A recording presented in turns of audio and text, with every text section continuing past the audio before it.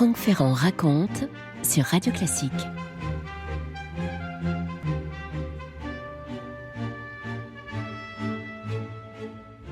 Nous sommes à la fin de l'été 1697, tout à fait à la fin du XVIIe siècle. Comme je dis qu'on est à la fin de l'été, c'est le moment où la cour, généralement, arrive à Fontainebleau pour la saison des chasses. Vous savez que le roi prend ses quartiers d'automne à Fontainebleau, qui est une résidence qu'il apprécie particulièrement. Il commence à vieillir un petit peu, Louis XIV. Il a 59 ans. Il aime ce château qui a été rebâti par François Ier. Il aime ce parc que viennent caresser les rayons fins d'un soleil d'automne. Et puis, il y a surtout cette forêt de Fontainebleau tellement giboyeuse, avec la forêt de Sénart toute proche. Bref, le roi est là avec sa cour, avec son épouse. Quand je dis son épouse, vous savez que c'est une épouse secrète. C'est son épouse morganatique, comme on dit à l'époque, Madame de Maintenon, qui elle aussi a pris ses habitudes. Ça fait maintenant une quinzaine d'années qu'elle fréquente les lieux, qu'elle les connaît par cœur. Vous imaginez un peu Madame de Maintenon, cette grande dame au visage mûr, au regard profond, qui s'occupe d'œuvres de charité dans tous les villages alentours, qui connaît bien les institutions religieuses voisines de Fontainebleau. Or, en cette année 1697, Madame de Maintenon s'occupe d'une toute petite jeune fille, elle a 11 ans seulement. Le roi a demandé à son épouse de parfaire l'éducation de cette jeune princesse. C'est une grande mission puisque la demoiselle en question n'est autre que Marie-Adélaïde de Savoie. C'est cette princesse qui vient d'arriver un an plus tôt de Turin et qui va bientôt épouser l'aîné des petits-fils de Louis XIV, le duc de Bourgogne. Autant vous dire qu'un jour elle pourrait devenir reine de France. Madame de Maintenon a donc une vraie responsabilité qu'elle prend à cœur. Elle fait tout pour consolider l'intelligence de cette jeune fille extrêmement maligne, par ailleurs. Elle est jolie, cette petite Marie-Adélaïde avec ses joues roses, ses cheveux bouclés blonds vénitiens. L'éducatrice entend lui inspirer le sens du devoir, mais aussi l'esprit d'humilité de toute bonne chrétienne.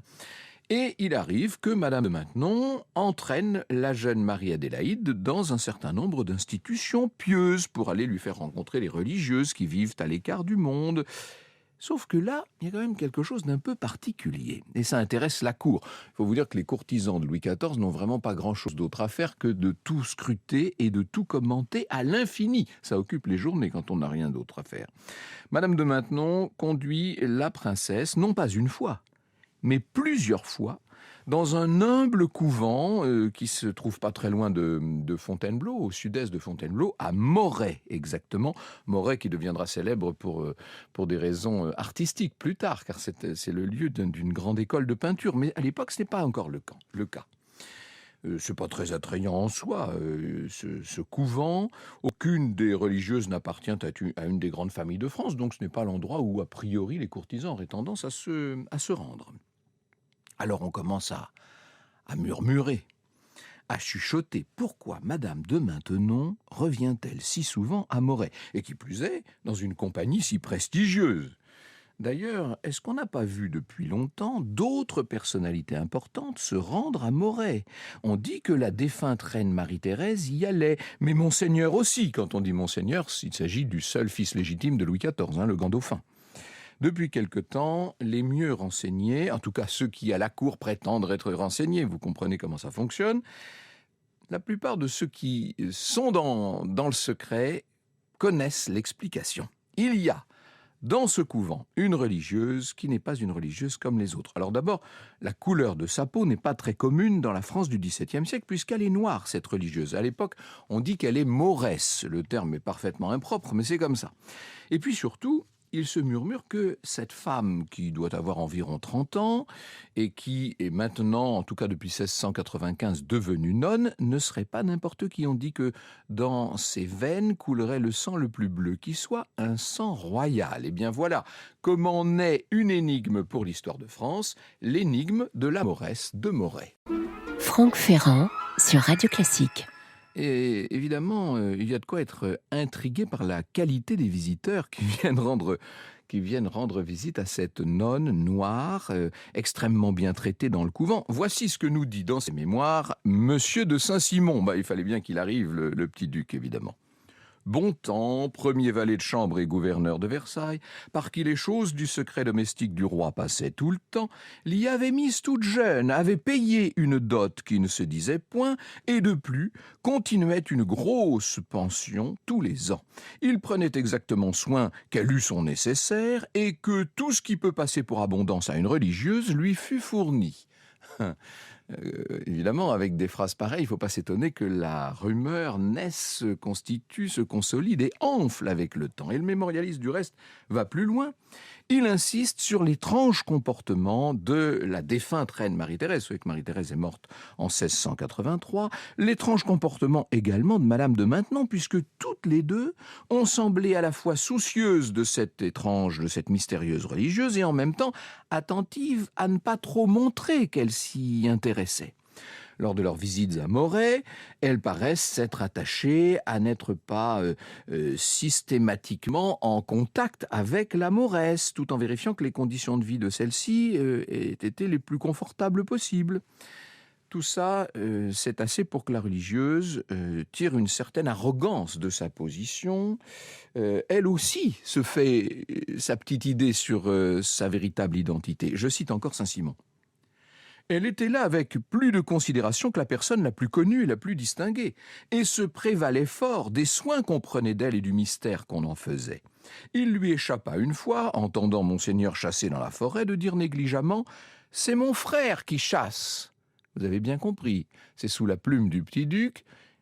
On entend des bruits de chasse, on sait que c'est monseigneur, que c'est le grand dauphin de France qui est à la chasse, et la Mauresse aurait dit « C'est mon frère qui chasse ».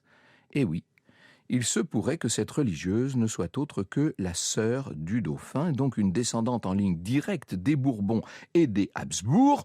Vous voyez que les choses sont quand même très importantes. Alors, est-ce qu'elle a raison de croire à cela, cette nonne de Moret ? Mais vous allez voir que l'affaire n'est pas aussi évidente qu'elle en a l'air.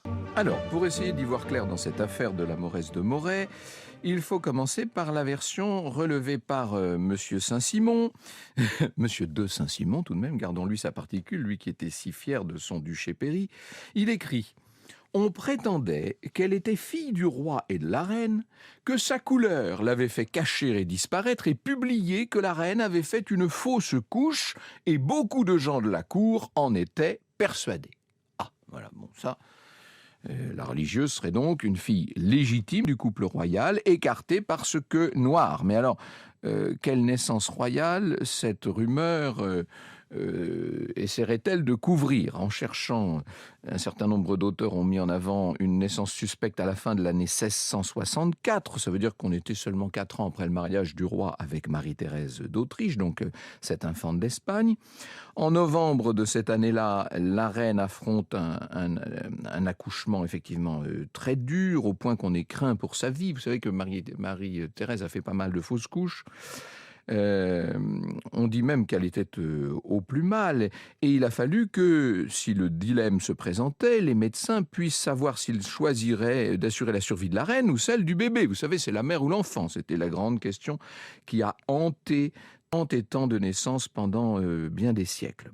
La petite fille est arrivée, et après d'interminables frayeurs, eh bien, la mère et l'enfant ont survécu, du moins au début, parce que si l'on en croit la version officielle, cette fillette prématurée qui s'appelait Marie-Anne aurait rendu l'âme après 40 jours d'une courte existence. Or, et c'est là que cette naissance nous intéresse, un certain nombre de contemporains signalent à propos de ce bébé une particularité. Bussy-Rabutin, vous savez, alors Bussy-Rabutin n'est jamais un ragot près, il est le célèbre parent de Madame de Sévigné, bien sûr. Bussy-Rabutin assure que la reine accoucha d'une petite fille mauresse, dit-il. Quant à la propre cousine du roi, il y avait longtemps qu'on n'avait pas parlé de la grande mademoiselle, elle aussi parle des traits de l'enfant qui ressemblaient à ceux d'un maure. À l'époque, il faut quand même préciser qu'il y a un certain nombre de croyances qui circulent au sujet de la couleur de la peau. Certains croient qu'on peut avoir un enfant noir simplement si la femme qui était enceinte a regardé dans les yeux une personne de couleur, ou alors si elle a consommé du chocolat avec excès. Oui, on était dans toutes sortes de croyances et de superstitions, absurdes évidemment, mais évidemment aujourd'hui, on aurait plutôt tendance à croire à une explication un peu plus naturelle. J'allais dire un peu plus scientifique. Joëlle Chevet s'est essayée à une synthèse de l'affaire. Voici ce qu'elle nous dit. Une facétie génétique peut faire ressortir des caractéristiques physiques, par exemple négroïdes ou asiatiques, chez un enfant dont les parents blancs ne se connaissent pas d'ancêtres de couleur. Un métissage très ancien peut en être la cause, mais ces cas sont plus que rarissimes. On ne peut donc pas totalement conclure que la petite Marianne ait eu un lointain ancêtre originaire d'Afrique, soit que cela remonte à plusieurs siècles en arrière, soit qu'il y ait eu un apport génétique lié à une relation extra-conjugale à une génération ou à une autre. Après tout, c'est pas forcément à la génération même de Marie-Thérèse que les choses se seraient présentées, à moins que cette liaison ne soit quand même plus récente. Alors reprenons le témoignage de la grande mademoiselle dans sa totalité, parce qu'il y a une ambiguïté là-dedans que je ne vous ai pas encore révélée. Voici ce qu'écrit donc la cousine du roi au sujet des couches de Marie-Thérèse en 1664. La fille dont elle était accouchée ressemblait à un petit maure que M. de Beaufort avait amené, qui était fort joli, qui était toujours avec la reine, que quand l'on s'était souvenu que son enfant y pourrait ressembler, on l'avait ôté, mais qu'il n'était plus temps que la petite fille ne vivrait pas. Vous vous rendez compte ? De quoi quand même nourrir la piste sulfureuse. Et si l'enfant était non pas mort, mais avait été caché pour couvrir une relation de la reine avec un serviteur noir. On peut penser qu'un moyen d'étouffer le scandale aurait été que la fillette exfiltrée devienne religieuse. Vous imaginez ça ? Ça expliquerait que la reine, bien après, lui ai rendu visite dans son monastère, dans son couvent à Moret. Alors, n'allons pas trop vite et intéressons-nous à une troisième piste. Le lien entre cette Mauresse de Moret et la petite Marianne, née en 1664. Parce que, disons les choses, ce lien est hypothétique. La solution de l'énigme est peut-être plus simple que celle d'une simulation de décès. Quand la Mauresse de Moret dit qu'elle était la sœur de Monseigneur, elle peut signifier qu'elle est la fille non pas de la reine, mais du seul Louis XIV. Après tout, le roi, dans ces années 1660 et même encore dans les années 1670, a eu énormément de partenaires sexuels. Donc il aurait pu avoir une maîtresse noire, pourquoi pas.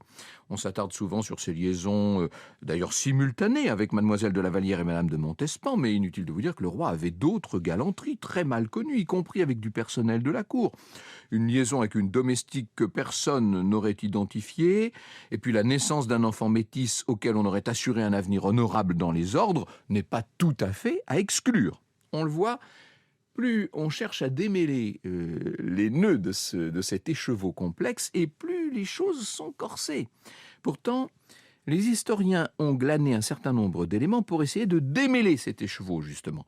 Et vous verrez qu'il y a des hypothèses assez inconcevables, mais d'autres qui paraissent plutôt crédibles et plausibles. Pierre-Louis Lancel a préparé cette émission. Il a essayé de tout poser, de tout mettre à plat pour essayer de nous y faire voir un peu plus clair dans cette affaire. Et on va commencer, si vous voulez bien, par les pistes qui impliquent la reine Marie-Thérèse et donc la naissance de cette petite Marianne. Alors, dans ce cas, soit l'enfant est un enfant légitime avec des traits de Mauresse, pour employer le terme de l'époque, soit il est le fruit d'une infidélité de la reine.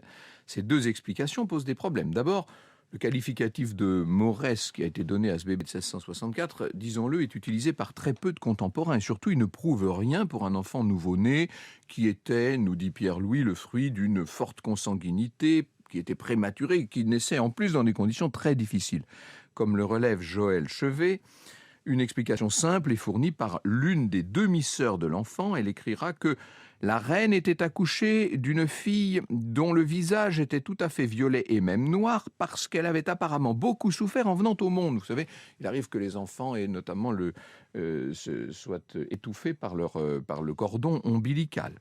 C'est évidemment un fait assez commun, et c'est de là qu'aurait découlé un certain nombre d'extrapolations. Deuxième réfutation, il semble clair que la petite Marianne serait morte dès la fin de l'année 1664. Plusieurs témoins étaient près de la petite princesse pendant ou après son trépas. Il ne semble donc pas qu'elle ait été cachée ailleurs. Enfin, concernant une possible entorse de la reine au sacrement du mariage. Après tout, Marie-Thérèse aurait pu fauter avec un domestique noir, pourquoi pas. Le dossier, là encore, n'est pas très solide. Je laisse la parole à Joël Chevet. Elle a la conviction d'appartenir à une espèce supérieure, celle de la société des princes, qui peut en aucun cas se mêler au commun des mortels. Et que dire de son éducation d'infante ? Religieuse, bien sûr, qui a fait d'elle un modèle de la réforme catholique marchant sans effort sur les chemins de la vertu, s'y ajoute une éducation du corps à l'espagnol. À la cour de Madrid, aucun contact physique n'est autorisé avec l'infante. Marie-Thérèse répugnera d'ailleurs toujours à donner sa main à baiser aux courtisans, comme c'était l'usage en France. Pour autant, elle aime faire l'amour avec son mari, mais une union charnelle ne peut exister pour elle en dehors du mariage. Autre constat, la reine de France n'est jamais seule. Bref, ce ne serait pas possible cette histoire. En résumé, la vertu de la reine est une sorte de garde-fou. Ça rendrait une infidélité très peu plausible. Mais alors, qu'en est-il maintenant de la piste d'un enfant illégitime, mais cette fois du côté du mari, cette fois du côté de Louis XIV ? Franck Ferrand sur Radio Classique. Il y a eu, pour relayer cette hypothèse, un auteur de prestige puisqu'il s'agit de Voltaire en personne. Dans son siècle de Louis XIV, voici ce qu'écrit le grand philosophe. On soupçonna avec beaucoup de vraisemblance une religieuse de l'abbaye de Moret d'être sa fille. Elle était extrêmement basanée et d'ailleurs lui ressemblait. Le roi lui donna 20 000 écus de dot en la plaçant dans ce couvent. L'opinion qu'elle avait de sa naissance lui donnait un orgueil dont ses supérieurs se plaignirent. Et Voltaire ajoute une anecdote qui est assez savoureuse. Madame de Maintenon, dans un voyage de Fontainebleau, alla au couvent de Moret et voulant inspirer plus de modestie à cette religieuse, elle fit ce qu'elle put pour lui ôter l'idée qui nourrissait sa fierté. Madame, lui dit cette personne c'est donc Madame de Maintenon sous la plume de Voltaire, Madame, lui dit cette personne, la peine que prend une dame de votre élévation de venir exprès ici me dire que je ne suis pas fille du roi, me persuade que je le suis.